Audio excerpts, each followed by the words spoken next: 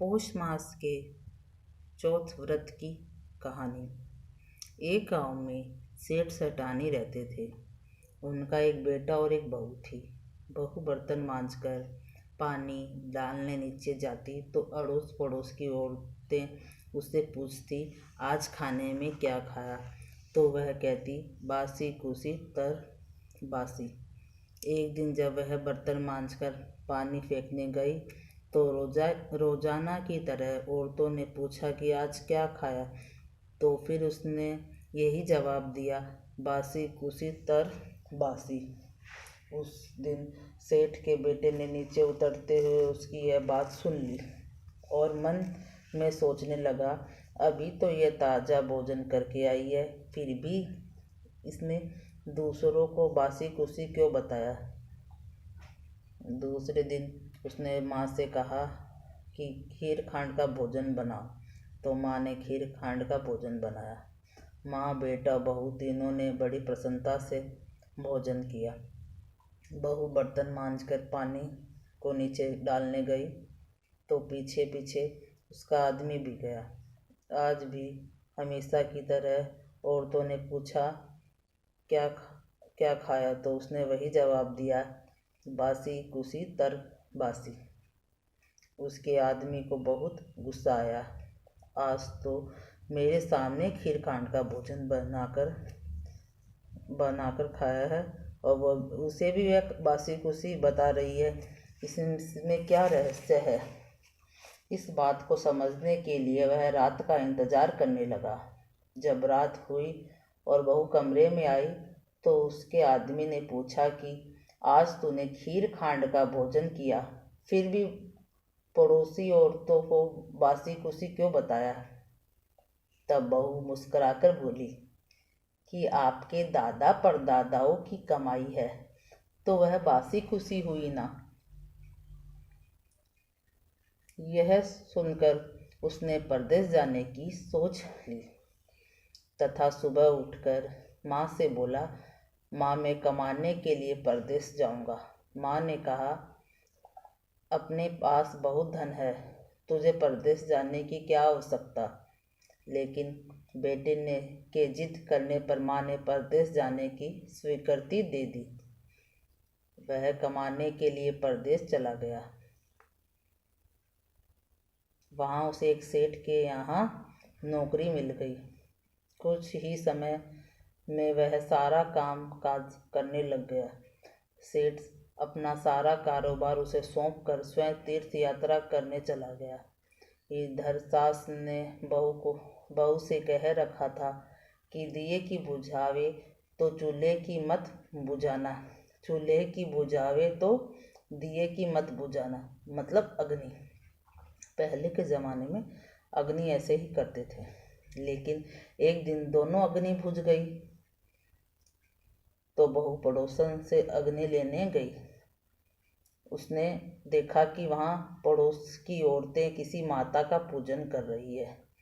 यह देखकर उसने पूछा, आप किस माता का पूजन कर रही है? मुझे भी बताओ कि यह किसका व्रत है तथा इसके करने से क्या फल होता है। तो उनमें से एक बोली, हम चौथ माता का व्रत पूजन कर रही हैं। बिछुड़े का मिलन होता है, निपुति को पुत्र प्राप्त हो जाता है। इस पर बहू ने कहा कि मेरे पति भी परदेश चल गए हैं, काफ़ी समय हो गया है। मैं भी चौथ माता का व्रत करना चाहती हूँ, लेकिन मेरी सास मुझे बाहर आने ही नहीं देती। तब मुझे कैसे पता लगेगा कि चौथ कब है? इस पर एक औरत ने कहा कि तुम रोजाना एक डिबिया में गेहूं का दाना रखती जाना। जिस दिन 30 दाने पूरे हो जाए उस दिन व्रत करके शाम को चौथ माता की पूजा करके चंद्रमा को अर्घ देकर फिर खाना खा लेना। साहूकार की बहू कहे अनुसार व्रत करने लग गई। व्रत करते करते काफ़ी समय बीत गया। चौथ माता ने सोचा कि यदि इसकी नहीं सुनी तो अपने को कलयुग में कौन मानेगा। और कौन पूजेगा अपन को। तब चौथ माता ने साहूकार के बेटे को सपने में जाकर कहा कि साहूकार का बेटा सो रहा है या जाग रहा है। उसने कहा, न सो रहा हूँ न जाग रहा हूँ, चिंता में पड़ा हूँ। इस पर चौथ माता ने कहा, यह चिंता छोड़, तेरे घर जाकर सबकी सुध ले। उसने कहा कि मैं कैसे जाऊँ, मेरा कारोबार बहुत फैला हुआ है। तब चौथ माता बोली, सुबह उठकर नहा धोकर दुकान जाकर चौथ विनायक जी का नाम लेकर घी का दीपक जलाना, तेरा सारा काम सुलझ जाएगा। सुबह उसने वैसा ही किया। देखते देखते ही सारा हिसाब किताब हो गया और उसने घर जाने की तैयारी कर ली। घर को रवाना हुआ तो रास्ते में एक सांप जा रहा था। उसने सांप को फुसकार दिया। सांप ने गुस्से में आकर कहा कि मैं तो अपनी 100 साल की उम्र पूरी करके मुक्ति पाने जा रहा था, तूने बाधा डाल दी, अब मैं तुझे डसूंगा। इस पर साहूकार के बेटे ने कहा कि मैं 12 साल से मेरी माँ व पत्नी से मिलने जा रहा हूँ, उनसे मिलने के बाद डस लेना। तब सांप बोला कि तू घर जाकर पलंग पर सो जाएगा। तब उसने कहा कि मैं अपनी औरत की चोटी नीचे लटका दूंगा, उस पर चढ़कर आ जाना। घर पहुंचा तो वह उदास था। बेटा कुछ बोला नहीं, लेकिन उसकी औरत होशियार थी। वह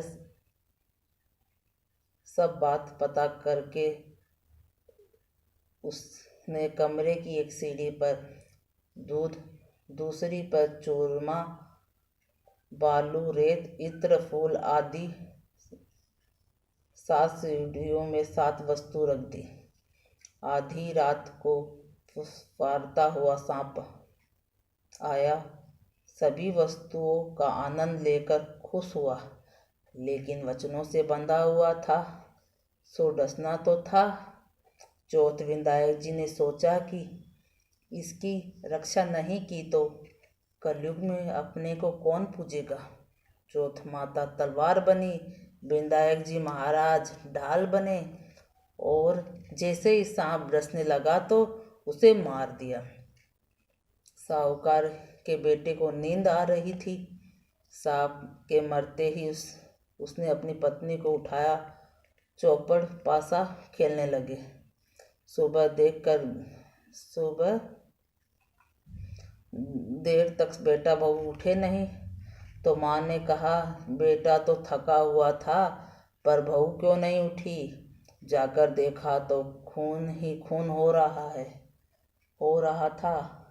उसने कहा, मेरे बेटे बहू को किसी ने मार दिया। तब अंदर से बेटा बोला, माँ हमारा बैरी दुश्मन मरा है, यहाँ सफाई करवाओ, तब हम बाहर आएंगे। माँ ने वहाँ सफाई करवाई। वे बाहर आए। नीचे जाकर उसने माँ से पूछा, माँ मेरे पीछे से किसी ने कोई धर्म किया था। तो बहू बोली कि मैंने किया। इस पर सास ने कहा कि तूने क्या किया, तुझे मैं 4 समय का खाना देती थी। बहू बोली, मैं महीने में एक चौथ का व्रत करती थी। सुबह का खाना पानी वाली को देती, दूसरी बार का खाना मैं गाय के बछड़े को खिलाती, तीसरी बार का उठियाणे में गाड़ देती, चौथी बार का मैं पूजा करके चंद्रमा देखकर फिर खाती थी।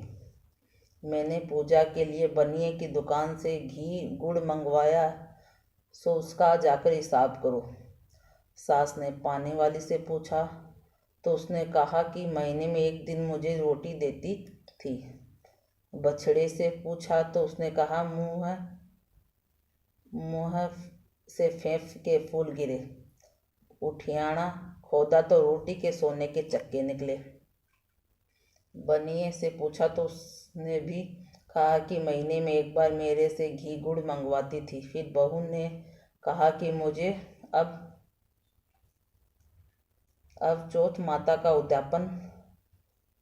चौथ का व्रत का उद्यापन करना है। सास बहू ने चौथ माता का व्रत का उद्यापन धूमधाम से किया और आराम से जीवन बिताया। हे चौथ माता, आप उस पर प्रसन्न हुई, वैसे ही सब पर प्रसन्न होना और सभी की मनोकामना पूरी करना। सब सुहागनों को अमर सुहाग देना।